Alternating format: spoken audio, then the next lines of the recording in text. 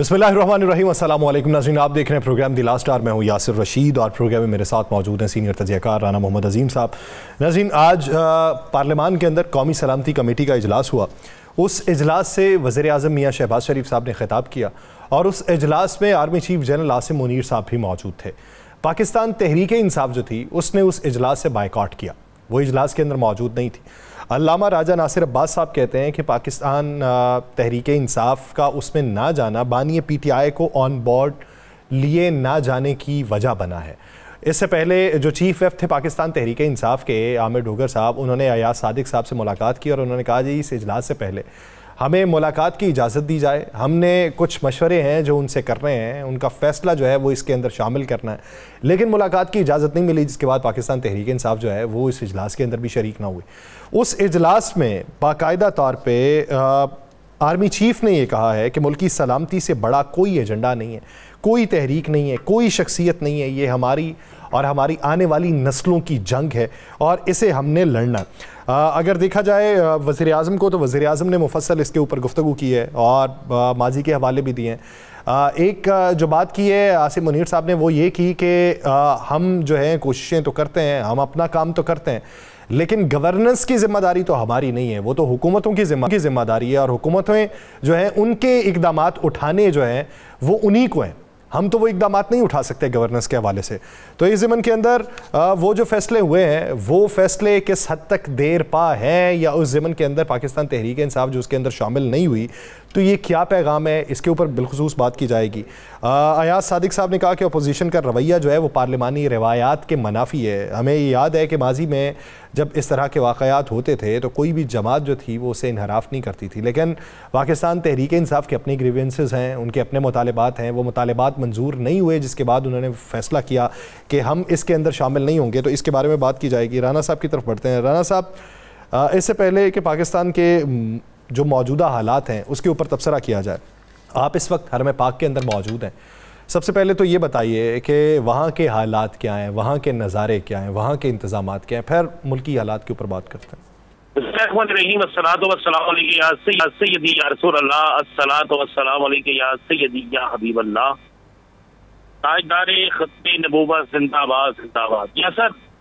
अगर बात करें ना यहाँ की सऊदी अरब की और खासकर मक्का शरीफ की जहाँ मैं मौजूद हूँ, तो क्या रूप परवर नजारे हैं।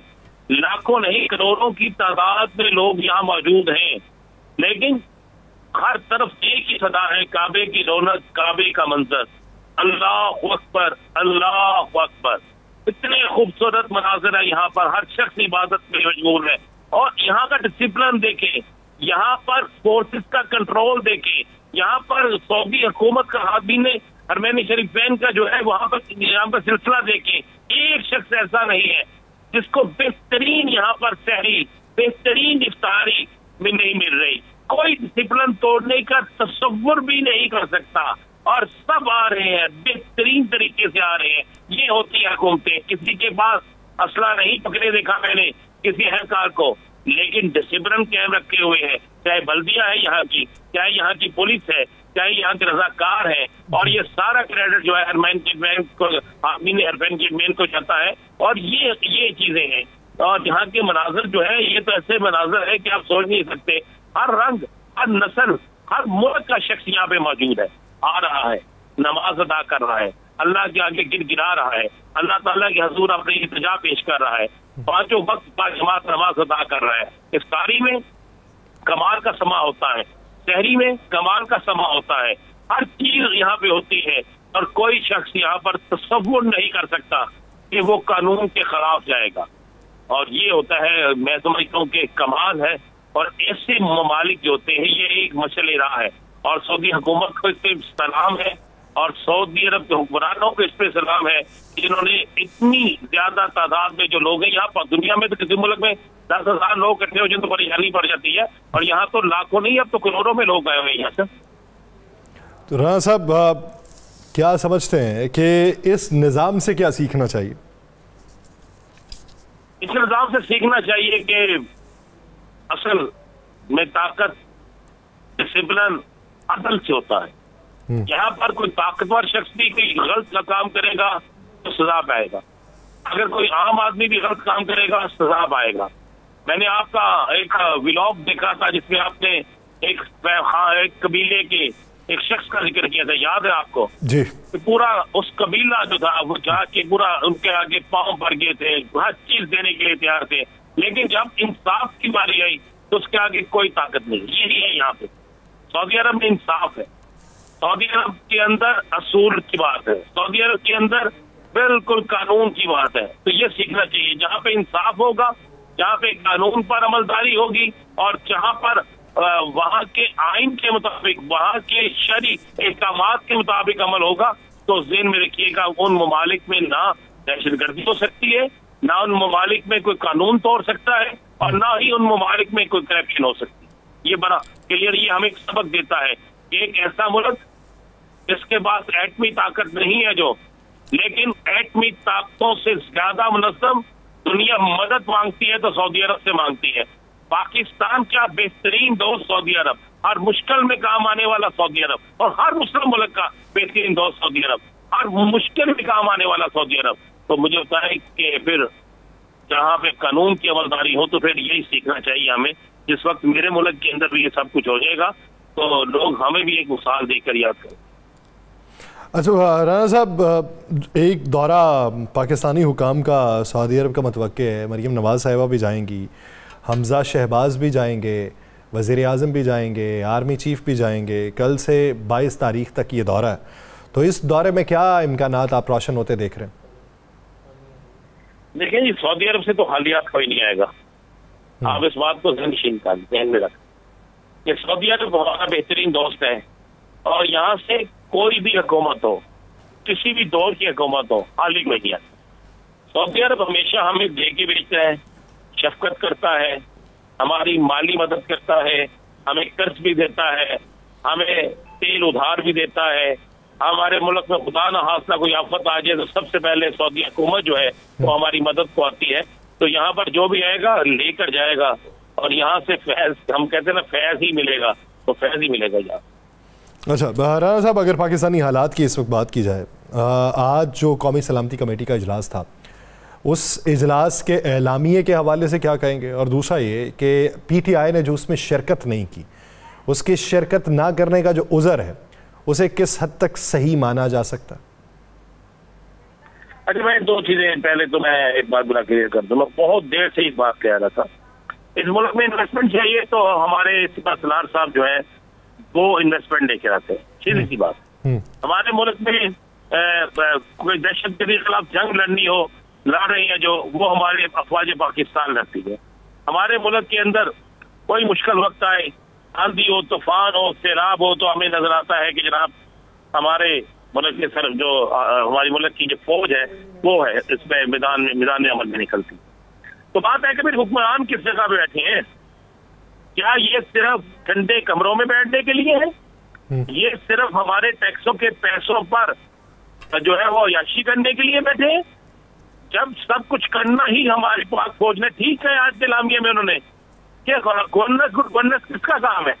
चाहे वो बलोचिस्तान हो, चाहे वो KPK हो, चाहे वो सिंध हो, चाहे वो पंजाब हो, चाहे वो GB हो, चाहे वो कश्मीर हो, कोई भी हो, जगह भी हो, बात है कि जो लोग वोट लेकर आए हैं उनका कोई फर्क तो है ना, उन्होंने भी कुछ करना है या नहीं करना। अगर दहशतगर्दी के खिलाफ जंग है, सिर्फ फौज ने लड़नी है, तो फिर ये बाकी लोग जाए घरों में। अगर सैलाब है तो फौज ने निकालना है, तो ये क्या करने आए हुए हैं? ये यहाँ बैठ कर क्या क्या रहे हैं? फिर इनको इतने ज्यादा मुजरा की जो एक फौज, और मैं समझता हूँ कि आपने इकट्ठी की हुई है, इतने हर बैंक में हर एक वजारत में 4-4, 5-5 मुजरा रखे हुए हैं, तो फिर इनका क्या काम है? मुझे सिर्फ इतना बता दे। जब हम नहीं कंट्रोल कर सकते, हमें पता है सब न है, हमें पता है कि हमारे पास कहते हैं पल्ले नहीं तेला कर दी मेला मेला, कुछ हमारे पल्ले नहीं है, तो उसके बाद हम क्यों करते हैं ऐसा? कि हमें तो फैसला करना चाहिए बिल्कुल कि फिर ऐसे हुक्मरानों से हाथ जोड़ के माफी मांग लेनी चाहिए कि जनाब जो काम आप नहीं कर सकते फिर आप छोड़े, हमें जाए कहीं जिस तरफ जाना है वहां चले जाए, बल्कि इनको सबको हमें चाहिए किसी जजीरे में भेज दें। ये जितने सियासी लीडर है ना, और जितने इक़्तिदार में आके बैठते हैं, काम नहीं कर सकते, इनको किसी ऐसे जजीरे में भेज दें जहां से इनकी वापसी ना हो, और जो इस मुल्क के लिए लड़ रहा है, जो इस मुल्क के लिए मर रहा है, चाहे वो सियासी शख्स है चाहे वो गैर सियासी शख्स है, फिर उनको चाहिए कि जनाब उनकी कदर करें, फिर उनको जो है ज्यादा हम इज्जत दें, वो इज्जत के काबिल है, फिर उनके लिए सारा कुछ किया जाए। बड़ा सीधी सी बात है। बाकी बात है कि पीटीआई क्यों नहीं गई, बात ये है पीटीआई को दावत किसने दी, पीटीआई का सरबराह कौन है? देखिए मैंने कल कहा था जाना चाहिए, ये नहीं कि नहीं जाना चाहिए, पीटीआई को बिल्कुल जाना। जब पाकिस्तान की बात है तो तमाम इख्तलाफात को खत्म कर देना चाहिए। लेकिन एक सवाल मेरा हाकिम वक्त से भी है कि क्या हाकिम वक्त वो मुलाकात जो करवानी चाहिए थी करवा दी, हाकिम वक्त ने वो चीजें तो करनी चाहिए तो कर दी। आपको एक चीज पता है कि एक जमात एक शख्स के नाम से चल रही है, तो अगर हुकूमत में से कोई एक शख्स एक डेलीगेशन आप मिलने चला जाता है, डहला जाके कहता है जनाब आइए अपनी जमात को भी कहे, आप तो जेल में अपनी जमात को हदायत दें कि पाकिस्तान का मसला है, आए इकट्ठे हो, क्योंकि आपने तो ऐलान किया था, तो आइए आप अपने ऐलान में पहल करें। तो अगर फिर ये ना जाते तो फिर आप देखते हैं कि पूरी दुनिया देखती, फिर पूरी दुनिया कहती कि यार ये ज्यादती की है। तो ये बात तो बड़ी क्लियर सी है। जाना देखिए मैं आज भी कह रहा हूँ इस मामले में सबको इकट्ठा होना चाहिए, था नहीं चाहिए, लेकिन कसूर किसका कहाँ पे है वो भी हमें देखना होगा। सही। राणा साहब गुफ्तगू को आगे बढ़ाते हैं। इसी बीच में हमें ज्वाइन कर चुके हैं opposition leader Punjab assembly Malik Ahmad Khan Bhachar साहब। मलिक शुक्रिया आपके वक्त का। मलिक साहब सवाल ये पैदा हो रहा है कि कौमी सलामती कमेटी का इजलास था, पाकिस्तान तहरीक इंसाफ ने इन वाक़यात की मजम्मत भी की, उन्होंने हुकूमत के साथ चलने का इशारा भी दिया, उन्होंने कहा कि जिस जगह पे हमारी मुशावरत की ज़रूरत होगी, हमारी सिफारिशात की ज़रूरत होगी, हम बैठेंगे, डिस्कस करेंगे तमाम इख्तलाफात। एक तरफ ये कौमी मसला जो है ये एक तरफ इसके लिए एक आवाज़ होना होगा। आज इस ज़मन के अंदर जो शिरकत ना करने का फ़ैसला था वो जस्टिफाई कर पाएंगे? जी बिस्मिल्लाहिर्रहमानिर्रहीम। सर बात यह है कि शिरकत हमने तो करनी थी, मौजूदा हुकूमत ने करने नहीं दी मेरे नजदीक। अब जिस तरह मैं राणा साहब की बात को सुन रहा था मैं उसी को सेकंड भी करूंगा कि एक बैठे हैं हमारे लीडर जेल में जो कि सिंगल लार्जेस्ट पार्टी के सरबराह है, तो ये हुकूमत वक्त का फर्ज था कि हमारी कोई देखिए हमारी कोई लंबी चौड़ी तो साइंस इसमें है नहीं। अगर ये जाके एक वफद जिनका हमने नाम दिया था उनमें से 4 या 5 बंदों की कमेटी बन जाती, वो कहते जी आप जाके मिल लें, अपने लीडर से बात कर लें, तो ये डेफिनेटली इसका रिजल्ट निकल आना था और आज हमने शिरकत कर लेनी थी। देखिए सर बात ही है, हमने तो गुड जेस्टर दिया कि हमने नाम भी दे दिए, हमने तो सारा कुछ कर दिया कि हम जा रहे हैं। अब जब हमने इनको एप्लीकेशन दी कि हमारा कम से कम हमारे लीडर से तो मुलाकात करा दी जाए, देखिए सर ये कोई छोटी बात नहीं है, ये बहुत बड़ी बात है, ये पॉलिसी मैटर है और वो सरबराह हैं, बेशक आप कागजों में उनको ना माने, लेकिन असल तो पीटीआई किसकी है? असल पीटीआई इमरान खान बानी पीटीआई की है। तो अगर उनको ये नहीं मिलने देंगे तो हमारा फिर उधर बैठने का क्या फायदा, पहली बात। दूसरी बात ये है कि जो मेन स्टेक होल्डर है आपके बलोचिस्तान के लोग उसमें नहीं आपके पास आ रहे हैं। अचकजई साहब नहीं थे, मेंगल साहब नहीं थे, आप उनको बुलाते, ये 2 दिन लेट कर लेते, लेकिन चीजों को सेट तो कर लेते। एक लगता कि पूरे पाकिस्तान की ये एक 1 पेज पे ये एक कंसेंसस के साथ ये मीटिंग हो रही है, बाहर को पैगाम जाता है, बेजतली करने का क्या फायदा इनको मिला। और अगर इमरान खान से अगर 2-4 को हमारे लीडरशिप के लोग इस्लामाबाद से मिल लेते तो अडयाला में क्या क़यामत आ जानी थी भाईजान, मुझे ये बता दें। साहब आपकी बात बिल्कुल दुरुस्त है, अब वक्त वो नहीं गए, लेकिन ये मसला है पाकिस्तान का, दहशतगर्दी के खात्मे के लिए तो सबको एक होना पड़ेगा। तहरीक इंसाफ अब इसमें क्या रोल अदा करेगी? सर जी हम पाक फौज के साथ हैं, ये इनको गलत फहमी है जो इक़्तिदार पे लोग बैठे हैं कि हम के साथ नहीं है। हमें पाक फौज उतनी ही अजीज है, पाक फौज की हमें इज्जत हुर्मत उतनी ही अजीज है जितनी एक आम पाकिस्तानी मुल्क वतन पाकिस्तानी को है।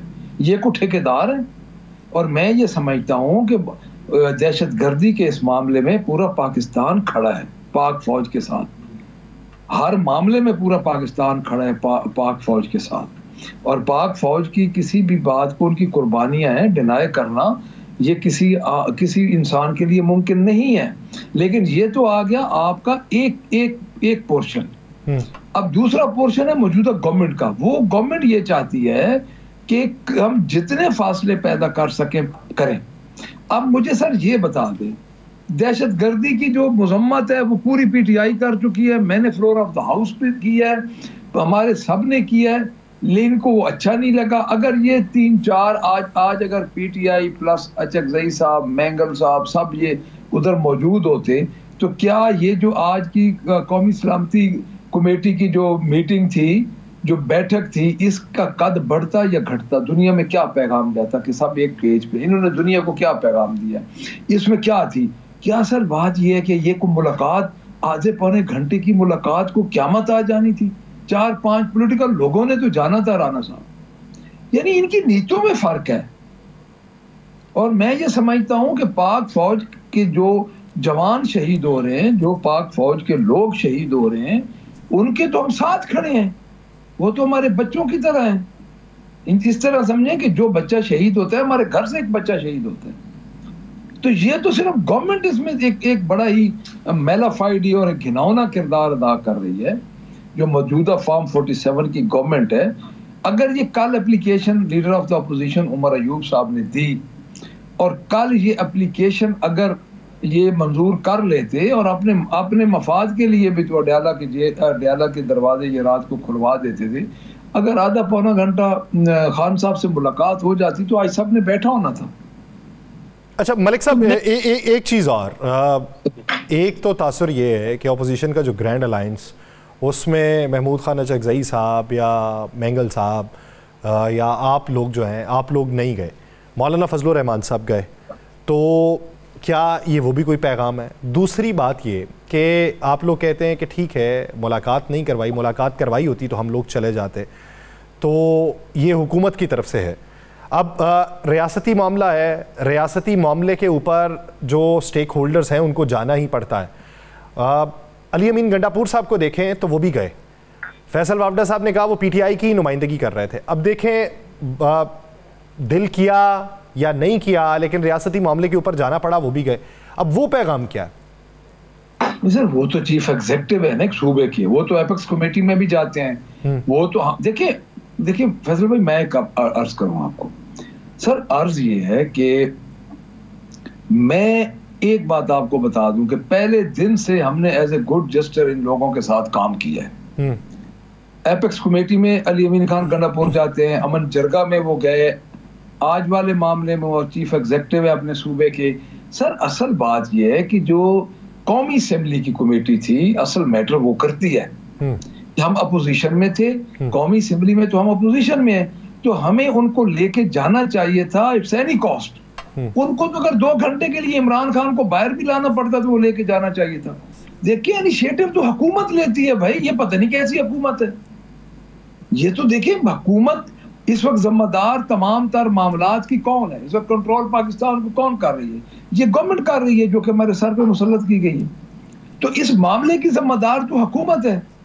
हुकूमत को तो चाहिए था कि वो जिस तरह भी करती, Saini cost by hook and crook, opposition सारी को बिठाती मेज पे, इस मौके पे 2 दिन लेट कर देती, 4 दिन मलिक साहब इस सारे वाकये के बाद वहाँ इजलास हो गया, बड़ा वाज़ेह पैगाम भी चला गया, आपकी तरफ से भी चला गया और इजलास वालों की तरफ से पैगाम आ गया, और अलामिया जो जारी हुआ तो बड़ी एक अच्छी चीज है कि हुकूमतों को भी अपना रोल अदा करना चाहिए। पीपीके में आपकी हुकूमत है, सिंध में पीपल्स पार्टी की है, बलोचिस्तान में पीपल्स पार्टी की है, पंजाब में नून लीग की है, मरकज में नून लीग की है।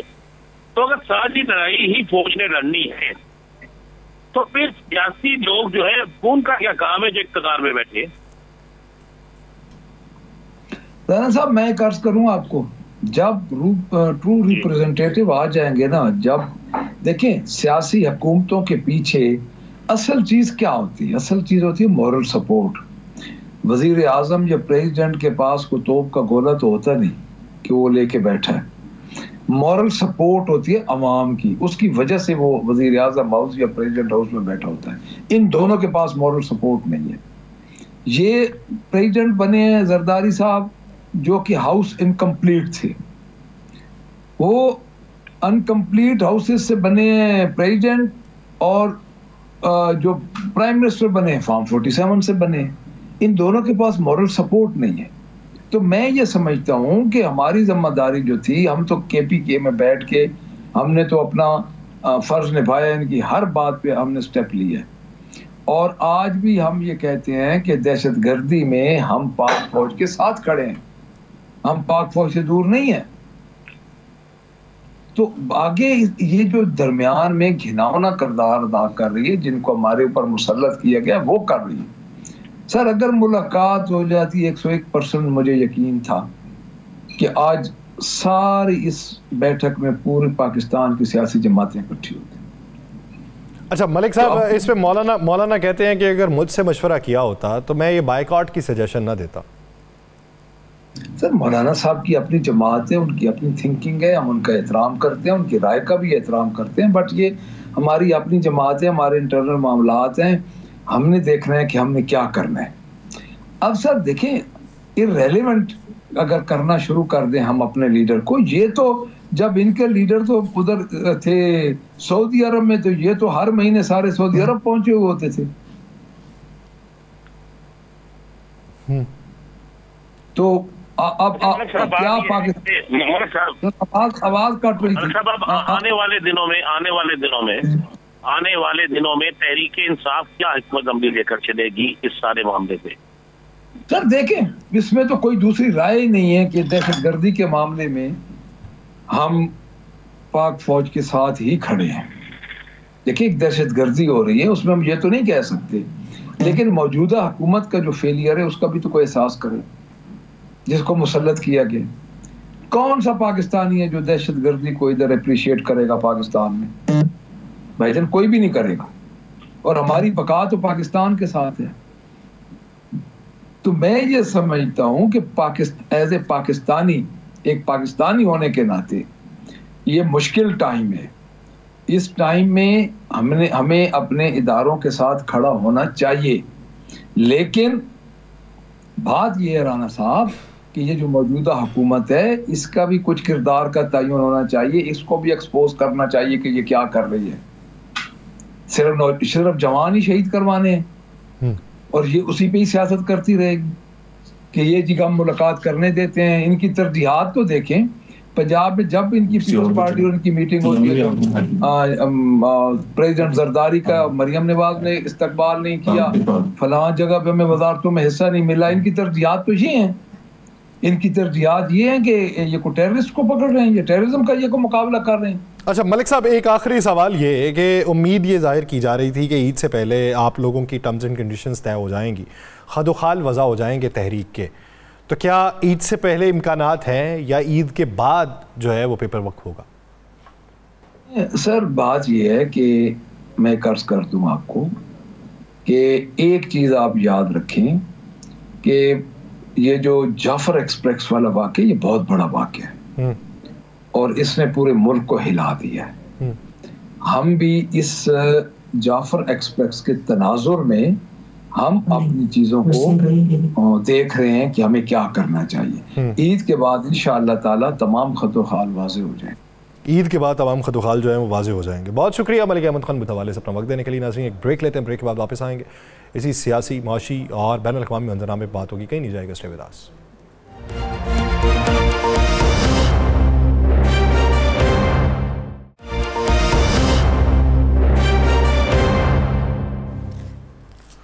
ब्रेक के बाद खुशामदीद नाज़रीन। मौजूदा सूरत हाल में एक तो बात है गवर्नेंस की, दूसरी बात है सियासी मामलात की, तीसरी बात है पाकिस्तान के एजेंडे की, यानी रियासती एजेंडे की, जिसमें यकनिखाती एजेंडा होना चाहिए तमाम पॉलिटिकल स्टेक होल्डर्स का। अगर उसमें इख्तलाफात पाए जा रहे हैं, उसमें रफ्त देखने में आ रही है, तो एक तरफ वो इल्ज़ामात धर रहे हैं कि हुकूमत इस ज़मन के अंदर माइल दिखाई नहीं देती, हुकूमत को कायल करना चाहिए था, हुकूमत के इशारे ठीक दिखाई नहीं दे रहे, हुकूमत के इशारे किस हद तक ठीक नहीं दिखाई दे रहे, हुकूमत की इंटेंशंस किस हद तक अच्छी या किस हद तक बुरी हैं, हुकूमत की तौजीहात क्या हैं, हुकूमत के इक़दामात क्या हैं, इसी बारे में बात करेंगे। हमें ज्वाइन किया है पाकिस्तान मुस्लिम लीग नून के सीनियर रहनुमा, वज़ीर आज़म के कोऑर्डिनेटर भी हैं, इख्तियार वली खान साहब। इख्तियार वली खान साहब, बहुत शुक्रिया आपके वक्त का। इख्तियार वली खान साहब, सर मलिक अहमद खान बुचर साहब थे ब्रेक से पहले, मैंने पूछा उनसे, मैंने कहा जी कि पाकिस्तान तहरीक इंसाफ को जाना तो चाहिए था, बाइकआउट क्यों किया? बनता नहीं था आपका? इस मामले के ऊपर। तो उन्होंने कहा जी कि हुकूमत का क्या जाता कि अगर 3-4 लोगों की मुलाकात करवा दी जाती। हमने वाकई की मजम्मत भी की, हमने सिफारिशात पेश करने की भी बात की, हमने अपनी सारी अटेंडेंसेस भी दिखाई, अयाज सादिक साहब से भी जाके मिले, लेकिन मुलाकात नहीं करवाई। कहते जब वो मुलाकात नहीं करवा रहे, हम अपने लीडर से मुशावरत नहीं करेंगे तो फिर आके बात क्या करेंगे? बहुत शुक्रिया यासिर। मुझे ये बताइए कि अब इनके मुलाकात का एजेंडा जो है वो पाकिस्तान से बड़ा है? इनसे, इनके लीडर से जो मुलाकात है वो कौमी सलामती के एजेंडे से बड़ा है? इनके जो ये आओ भगत है, ये आड़ियां जाड़ियां हैं, इसकी हैसियत और वक़्त जो है वो पाकिस्तान की सालमियत से बड़ा है? I don't think so. This is totally a lame excuse. And मुझे लोगों ने उस पर बुरा भला भी कहा, लेकिन मैं क्लियर था कि तहरीक इंसाफ जो है ये कभी भी साइड पे नहीं आई। और मुझे इसका दुख भी है, बीइंग अ पॉलिटिकल डेमोक्रेट, मुझे इस बात का दुख है कि आज पीटीआई जो है वो टोटली, अगर वो इस मौके पर नहीं बैठी तो इसका मतलब है कि वो बीएलए के साथ खड़ी है। ऑप्शन तो ज्यादा है नहीं, या आप पाकिस्तान के साथ खड़े हैं या पाकिस्तान मुखालिफ खड़े हैं। जाफर एक्सप्रेस का वाकया हुआ, डिस्पाइट के पीटीआई के तकरीबन 19-20 हजार वो अकाउंट जो इससे पहले वो चलाते थे कैंपेन हकीकी आज़ादी, फलाना आज़ादी, इनकलाब, 24 नवंबर की कॉल, फाइनल कॉल, 8 अक्टूबर, गोली क्यों चलाई, ये चीजें चलाते थे। वो ही 19-20 हजार अकाउंट जो थे वो उस दिन बीएलए की बोली बोल रहे थे, और वो इंडिया के साथ उन्होंने अपनी ताल, ले और सुर दोनों मिलाई हुई थी, तीनों। ये लोग, हम तो यही कहते हैं कि आज तक पीटीआई के जो बानी है इमरान खान, उन्होंने जाफर एक्सप्रेस के वाकये की उन्होंने मुजम्मत तक नहीं किया। तो मुझे तो ये चीजें मालूम थी, मैं इन चीजों को, इनकी कैलकुलेशन करके मुझे लग रहा था कि दे वोंट कम, ये नहीं आएंगे, ये इस मजलिस में नहीं बैठेंगे। जहां तक आप अली अमीन गंडापुर की स्टेटमेंट उठा ले, वो कहते हैं कि जी अफगानियों को 31 मार्च की जो डेडलाइन दी है ये गलत है, उनको यहाँ पे रहने दे, उनको नेशनैलिटी दे दी। तो अब अगर नेशनैलिटी देना भी सूबे का काम है और अली अमीन का काम है, तो फेडरेशन का काम क्या रह गया? आज एक बात बहुत अच्छी जो आर्मी चीफ साहब ने की है, आसिम मुनीर साहब ने, कि जो गवर्नेंस गैप है उसको हम जवानों की खून से, उनके गोश्त पोश्त से और उनकी हड्डियों से पूरा कर रहे हैं। This is something very unfortunate. जब एपीएस का वाकया हुआ था खैबर पख्तूनख्वा में, पेशावर में, नवाज शरीफ वजीर आजम थे, इमरान खान की यहाँ पर हुकूमत थी खैबर पख्तूनख्वा में, और वो 17 दिन बाद आए थे उस वाकये के लिए। आप सिर्फ जरा सेंस ऑफ रिस्पॉन्सिबिलिटी को चेक करें। और जब फिर पूरी क्यादत को, पूरी मुल्क की क्यादत को, तमाम पॉलिटिकल पार्टीज को यकजा किया गया, फिर मिलिट्री ऑपरेशन हुए, ज़रब अज़ब हुआ, रद्दुल फसाद हुआ, और मुल्क के हर कोने में अमन के झंडे लहरा दिए गए। डीप कॉम्बिंग की गई थी, वो बहुत बड़ी कॉस्ट पे हुई थी, सिर्फ पैसों की शक्ल में नहीं, इकोनॉमी की शक्ल में नहीं, खून की शक्ल में। हमने कितने पुलिस वाले, कितने एफसी, कितने मलेशिया, कितने फौजी जवान हमने उसमें उनके वजूद हमने लहद में रख दिए थे। 2021 में वही इमरान खान वजीर आजम था और सूबे में उनकी हुकूमत थी खैबर पख्तूनख्वा में। ये टेररिज्म को स्वात और काशगर के रास्ते जनूबी वजीरिस्तान में ये 5000 फैमिलीज को इंपोर्ट करके लाए हैं उन टेररिस्ट में से, और उनको दोबारा आबाद किया है। ये चीजें आज आप उसका खमियाजा हम भुगत रहे हैं, और जिनकी वजह से हुआ है, अल्लाह इनको पूछे, मैं और क्या कहूँ। इन्होंने हमारे मुल्क के साथ वो खिलवाड़ किया, ऐसे नालायकों के हाथ में इक्तिदार और मुल्क का निजाम हुकूमत इनके हाथ में दे दिया कि जिनका क्रिकेट के अलावा उनको कोई और चीज तो आती नहीं थी। तो जब बच्चों के हवाले कर देते हैं तो वो तो रेत ही भर देते हैं, मिट्टी और कीचड़ी भर देते हैं, उनका तो काम ही यही है। तो आज मेरे ख्याल में जो हम भुगत रहे हैं ये पीटीआई की वजह से, और आज इस मौके पर उनको होना चाहिए था।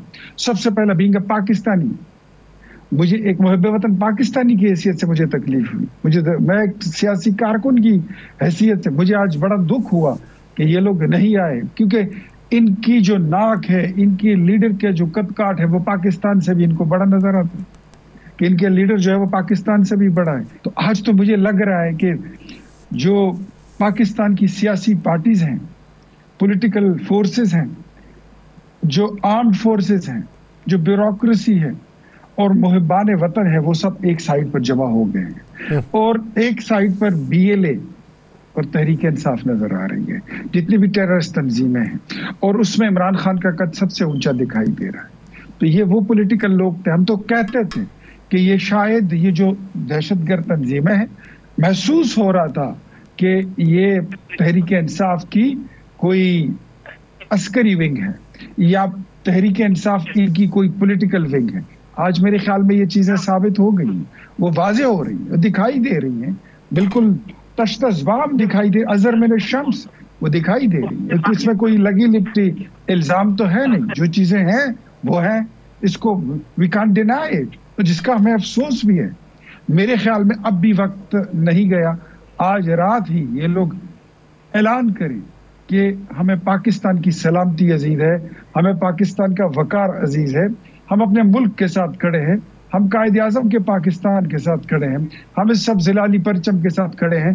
फार्म 47 हो, इलेक्शन मैंडेट की बात हो, गिले हो, शिकवे हो, वो सारे एक साइड पर रखकर इनको आना चाहिए कि आ जाए और अपने मुल्क के साथ खड़े हो जाए। तो मेरे ख्याल में इससे इनका कद बहुत बड़ा हो जाएगा और एक बड़ा अच्छा मैसेज जाएगा। लेकिन अगर ये ऐसे नहीं करेंगे तो मेरे ख्याल में फिर ऑप्शन ज्यादा नहीं है। जी राना साहब। वाली साहब, आज के रमिया में ये भी है कि बहुत कुछ ऐसा काम है जो हुकूमतों को भी करना चाहिए। हुकूमत कहाँ कर रही है, ये ज्यादती की हम ये भी मानते हैं, लेकिन वफाक पंजाब में आप बैठे हैं, इसी तरह बलोचिस्तान के अंदर भी आपके इत्तेहादी बैठे हैं। सबसे ज्यादा काम जहाँ पे हो रहा है बलोचिस्तान और KP के वफाक में आप लोग खुद बैठे हैं, हुकूमतें कुछ क्यों नहीं कर रही? आज के लामिया में हुकूमतों को जो काम है वो तो हुकूमतों को करने चाहिए। जी राना साहब, I totally agree with you and I am totally agree with the perception of honourable chief of army staff general Asim Munir. उन्होंने बिल्कुल दुरुस्त कहा।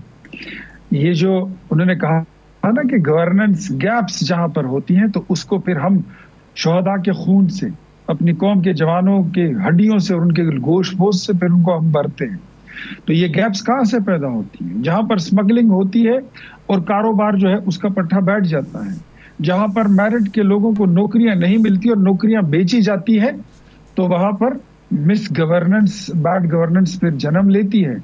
जहां पर स्मगलर्स आजाद खुले फिरते हैं और बड़ी बड़ी गाड़ियों में और बड़े आलीशान बंगलों में रहते हैं, और जो हलाल ताजिर हैं, जो टैक्स नेट में होते हैं, उन पे आए दिन टैक्स लगते हैं और उनका जीना मुश्किल हो जाता है। उन पे मुल्क की पॉलिसियां असरअंदाज होती हैं। जहां पर लायक लोग नालायकों की नौकरियां करते हैं, जहां पर काबिल लोग गैर काबिल लोगों के मातहत वक्त गुजारते हैं, जहां पर ऐसे लोग जिनका सियासत और हुकूमत के नाम से कोई ताल्लुक भी ना हो और उनको वजीर आला और वजीर बना दिया जाए। मेरे सूबे में एक ऐसा बंदा जो 2013 में नंगे पैर आया था, उसकी एक कसाई की दुकान थी, कोई बुरी बात नहीं। इस वक्त वो जो गवर्नेंस के वो जो लूप होल्स हैं, अगर उसकी तरफ भी तवज्जो दी जाए तो ये सूरत हाल ये अक्सर इससे मुख्तलिफ हो सकती है। बहुत शुक्रिया इख्तियार वली खान साहब इस हवाले से अपना वक्त देने के लिए। नाज़रीन, दीगर इश्यूज़ पे बात करेंगे, एक शॉर्ट ब्रेक के बाद कहीं नहीं जाएगा। Stay with us.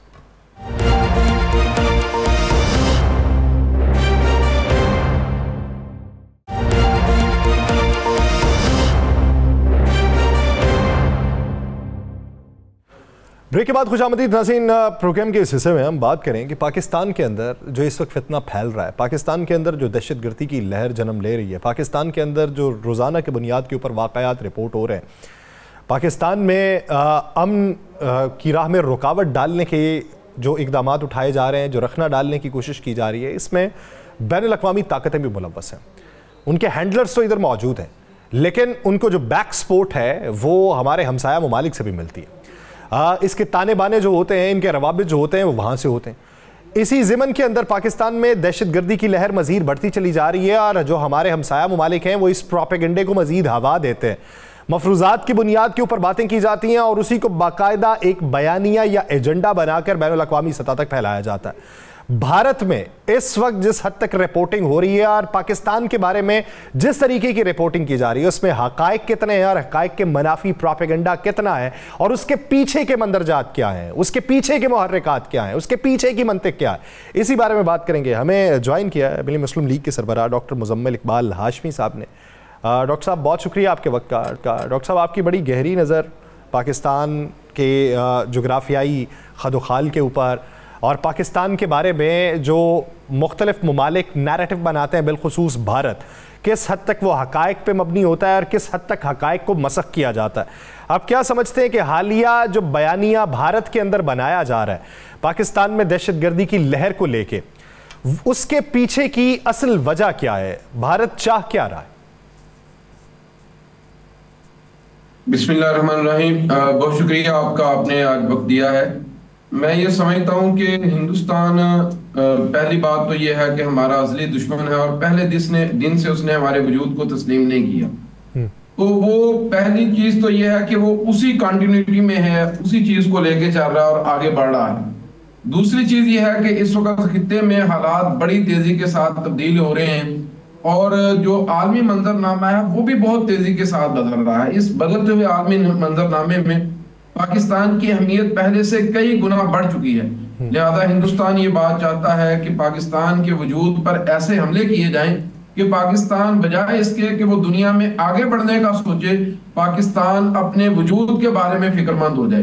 तो इसके लिए उन्होंने बलूचिस्तान के अंदर पाकिस्तान पर हमले शुरू कर रखे हैं, क्योंकि बलूचिस्तान इस वक्त स्ट्रेटेजिकली दुनिया का एक ऐसा मरकज बनने जा रहा है कि जिसके साथ दुनिया की तजारत भी वाबस्ता हो जाएगी, दुनिया की सियासत भी वाबस्ता हो जाएगी। तो लिहाजा वो बलूचिस्तान के अंदर इस वक्त हालात को खराब करने की कोशिश कर रहा है।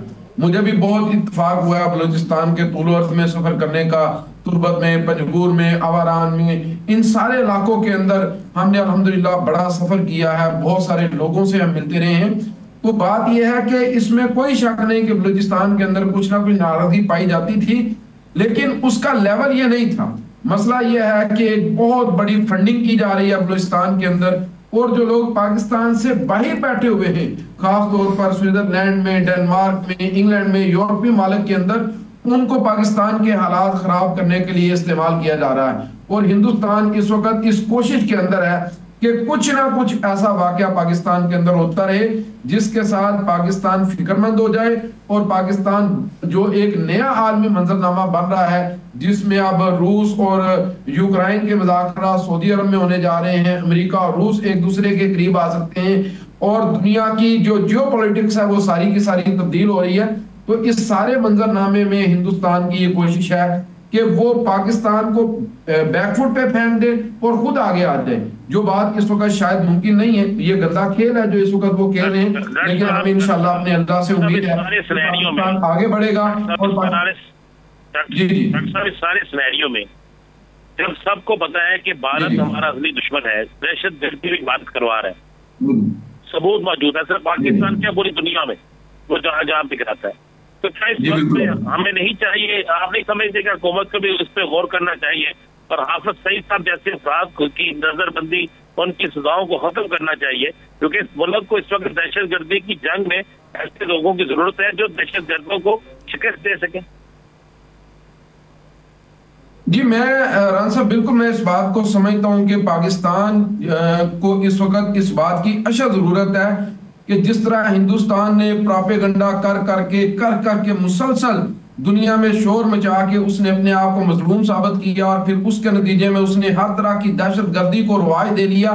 तो मैं समझता हूँ कि इस वक्त हमारे जो अदारे हैं, हमारी खारजा अमूर से के साथ जितने भी लोग मुंसलिक हैं, उन्हें ये बात चाहिए कि वो हिंदुस्तान के चेहरे को बेनकाब करें और अपनी सारी बात दुनिया के सामने रखें। पाकिस्तान के सफारतखानों में को दुनिया में मुतहरिक होना चाहिए, पाकिस्तान के दफ्तर खारजा के इस हवाले से मुतहरिक होना चाहिए। हमारे पास सबूत मौजूद है, हमें इसके ऊपर बात करनी चाहिए। मैं वैसे बहुत हैरान हूँ कि इस सारे अमल में अभी तक हमारी हुकूमत जो है वो खामोश है, बल्कि अब तो बातें ये सामने आ रही हैं कि शायद हम हिंदुस्तान से तिजारत करने जा रहे हैं। तो मैं ये समझता हूँ कि ये बात किसी सूरत भी ठीक नहीं है। फिर किसके बाद हमारे यहाँ पिछले 10-12 साल से एक रवैया इख्तियार कर लिया गया कि जिस गलत कहेगा हम उसको गलत कहेंगे, जिसको ठीक कहेगा हम उसको ठीक कहेंगे, और उसी के नतीजे में पाकिस्तान के अंदर बहुत सारे ऐसे लोगों को नजरबंद किया गया, मुकदमात उनके ऊपर बनाए गए, और दीगर बहुत सारे ऐसे लोग शामिल हैं जिनको अगर हम पाकिस्तान के अंदर देखते थे तो उनकी कैफियत बिल्कुल और थी, और आज जब हम उनको देखते हैं तो शायद वो ऐसा महसूस होता है कि जैसे उन्होंने कोई जुर्म किया है। तो मैं समझता हूं कि उनको भी रहा होना चाहिए, और पाकिस्तान को एक जबरदस्त किस्म की खारजा पॉलिसी तरतीब देनी चाहिए। हमने जो कश्मीर के ऊपर कमजोरियां अख्तियार की हैं हमें वो छोड़नी चाहिए, और हमें आगे बढ़ के दुनिया में कश्मीर की भी बात करनी चाहिए, हिंदुस्तान के जुल्मों को भी हमें बिल्कुल खुले लफ्जों में बयान करना चाहिए। जो दहशतगर्दी इस वक्त हिंदुस्तान में हो रही है, आज भी बीबीसी के ऊपर ये मजमून मौजूद है कि जब से मोदी हुकूमत आई है मुसलमानों के कारोबार हिंदुस्तान के अंदर बहुत कमजोर हो गए। तो वो तो खुली दहशतगर्दी कर रहे हैं, हम इसके ऊपर खामोश हैं और चुप करके बैठे हुए हैं, और वो हमारे बलूचिस्तान में आके आग लगा रहे हैं और हमें जनाब वो मार रहे हैं। तो मैं समझता हूं कि खामोशी मसले का हल नहीं है, पता नहीं क्या मसलहत है हमारी सियासी जमातों की जो हमारी समझ से बालातर है। हमें इस सारे अमल के अंदर अपने आप को बहुत जबरदस्त अंदाज के साथ दुनिया में पोर्ट्रेट करना चाहिए, अपना मौकफ हमें दुनिया को देना चाहिए, और हमें ये बात बतानी चाहिए दुनिया को कि भारत इस दहशतगर्दी में मुलव्वस है। मगरबी इदारे अब ये बात कर रहे हैं, वहां पे किताबें लिखी जा रही हैं, और उनकी जो फेक वेबसाइट्स के जरिए जो उन्होंने प्रोपेगेंडा किया वो भी अब आप कह लें कि दुनिया में वादे हो चुके हैं। तो पाकिस्तान को ये सारा कुछ छोड़ के अब आगे बढ़ना चाहिए, और हिंदुस्तान की जो कासा लेसी में हमारे सियासतदान मुलव्वस है इससे बाज आ जाना चाहिए। डॉक्टर साहब, आपने कहा कि सबूत हमारे पास मौजूद है, हमने मुख्तलिफ मराहिल के ऊपर जो डोजियर्स हैं वो यूएनओ के अंदर भी पेश किए, भारत के साथ भी शेयर किए, अपने हमसाया ममालिक के साथ भी शेयर किए, अपने इत्तेहादियों के साथ भी शेयर किए। अब समझते हैं कि उन सबूतों का कोई आउटकम निकल सका है अब तक, और अगर नहीं निकल सका तो उसके पीछे क्या भारतीय लॉबी का ज़्यादा मजबूत होना है? देखिए, हिंदुस्तान ने बड़ी जबरदस्त किस्म की लॉबिंग कर रखी है, मगरबी मुल्क में भी, अमेरिका के अंदर भी, और उनकी लॉबीज बहुत ज्यादा मजबूत है, जिसकी वजह से पाकिस्तान उसके मद्दे मुकाबल उतनी बड़ी लॉबिंग आज तक नहीं कर सका। ना हमने सफारती महाज पे काम किया, हम तो बिल्कुल निकम्मे से लोग सफारतकार बना के मगरबी दुनिया में और अमेरिका में भेज देते हैं। वो सिर्फ अपने और चंद सियासतदानों के मफादात की बात वहां पर करते हैं, और जब वहां से उनको कोई बात की जाती है तो बिल्कुल वो दबक के और डर के बैठ जाते हैं। मैं समझता हूं कि हमें अपने दफ्तर खारजा के अंदर तगड़े लोगों को लेके आना चाहिए जो बात जबरदस्त अंदाज में कर सकें, हमारे मौकफ को जबरदस्त अंदाज के साथ बयान कर सकें, एहसासे कमतरी का शिकार ना हो, खौफजदा ना हो। ये इस वक्त खौफजदा एक खारजा पॉलिसी है पाकिस्तान की। मैं समझता हूं कि पाकिस्तान के जो ज़मामे इख्तियार अपने हाथ में रखते हैं उन्हें इस हवाले से देखना चाहिए कि भाई ये सारा अमल इस तरीके से अब नहीं चलेगा, पाकिस्तान के वजूद को खतरात लायक हो रहे हैं। हमारे पास अपॉर्चुनिटी भी बहुत बड़ी है, हमारे पास आगे बढ़ने का मौका भी बहुत बड़ा है, हमारी जियोपॉलिटिक्स बहुत ज्यादा स्ट्रांग है, खित्ते के अंदर हमारी अहमियत बहुत ज्यादा है। तो हम पता नहीं क्यों खौफ का शिकार हैं, क्यों डरे हुए हैं। तो हमें इस दहशतगर्दी पे अब चुप नहीं रहना चाहिए, हमारे सारे लोगों को इसके ऊपर मुतल्लक होना चाहिए, वजीर आजम को इसके ऊपर बात करनी चाहिए, दफ्तर खारजा को इसके ऊपर बात करनी चाहिए, हमारे नायब वजीर आजम साहब उनको चाहिए कि वो दुनिया के अंदर जाएं, जाके बात करें।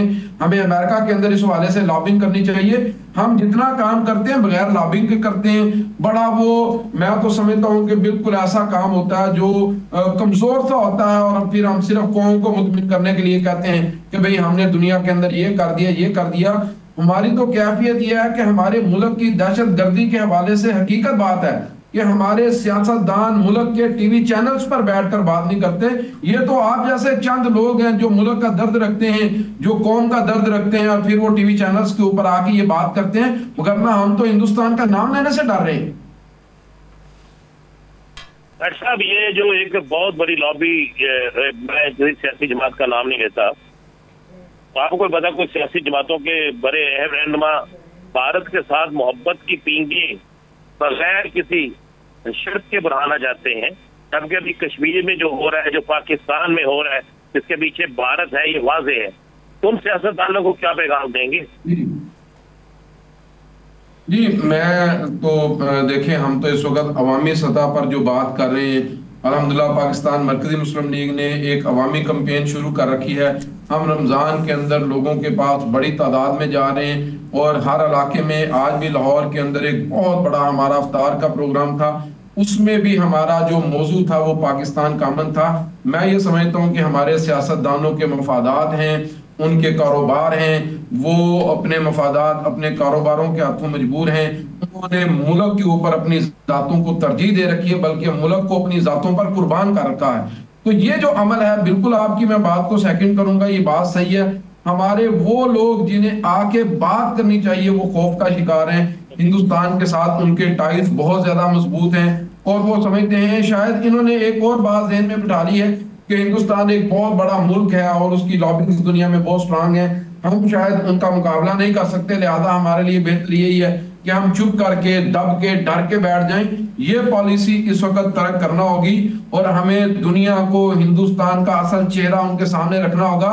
आप देखिए, गजा के लोगों ने इसराइल के मुकाबले में आके और इसराइल के चेहरे को नंगा करके सारी दुनिया की हिमायत हासिल कर रही है। पाकिस्तान अब ऐसा क्यों नहीं कर सकता? हमारे पास तो अल्हम्दुलिल्लाह रिसोर्सेज भी बहुत ज्यादा हैं। मैं तो समझता हूं कि पाकिस्तान के इस वक्त जो अहले सहाफत हैं, ये पाकिस्तान के मौक़िफ़ के साथ ज्यादा बेहतर अंदाज में खड़े हैं।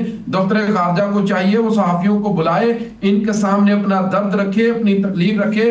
आप जैसे जो अहबाब हैं, जो मुल्क का दर्द रखते हैं, इनके साथ गुफ्तगू करें, प्लानिंग करें, मनसूबा बंदी करें। मैं समझता हूं कि ये सोए हुए हैं, इन्हें इस बात से कोई गर्ज नहीं है, ना ये थिंक टैंक्स के साथ राब्ता करने के लिए तैयार हैं, ना ये आप जैसे अहले हलौकत को ऑन बोर्ड लेने के लिए तैयार हैं। ये बात समझते हैं कि सुबह सोए उठेंगे, एक बयान दागेंगे, उससे काम हो जाएगा। अच्छा डॉक्टर साहब एक आखिरी सवाल बैनुल अक़वामी मंजरनामे के हवाले से सर, क्या समझते हैं कि एक तरफ जंगबंदी की बातें भी हुई गजा के साथ इजराइल की, दूसरी तरफ अमेरिका भी बीच में कूदा, अब यमन के ऊपर जो हमले हो रहे हैं और आज जो हमला हुआ गजा पे जिसमें 352 के करीब अफराद के शहीद होने की इत्तलात हैं और सैकड़ों के करीब ज़ख्मी हैं, मलबे तले दबे हुए हैं।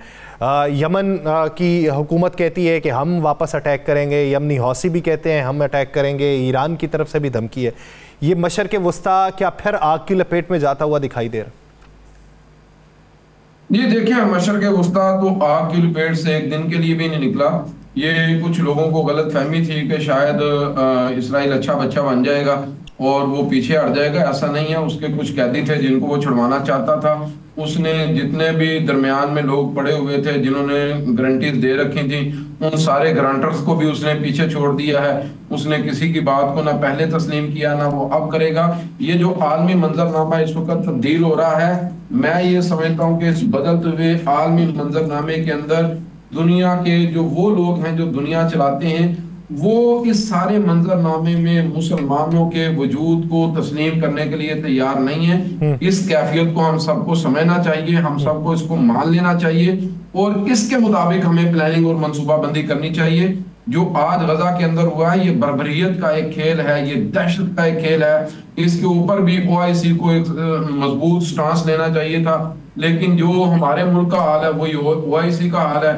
हम तो ना अपने वजूद के हवाले से फिक्रमंद है, ना मुसलमानों के वजूद के हवाले से। जब तक मुस्लिम उम्मा के रहनुमा जो है उस प्लेटफॉर्म को फाल नहीं करते, उस प्लेटफॉर्म में अपने ज़ाती मफादात को एक साइड पर रख के मजमूई तौर पर मुस्लिम उम्मा की बात नहीं करेंगे, तब तक यही हालात देखने को मिलते रहेंगे। बहुत शुक्रिया मलिक इकबाल हाशमी साहब इस हवाले से अपना वक्त देने के लिए। नाज़रीन, प्रोग्राम का वक्त खत्म हुआ चाहता है। मुझे और राना साहब को दीजिए इजाज़त। आपसे मुलाकात होगी कल के रोज़। अपना बहुत सा ख्याल रखिएगा। अल्लाह निगहबान।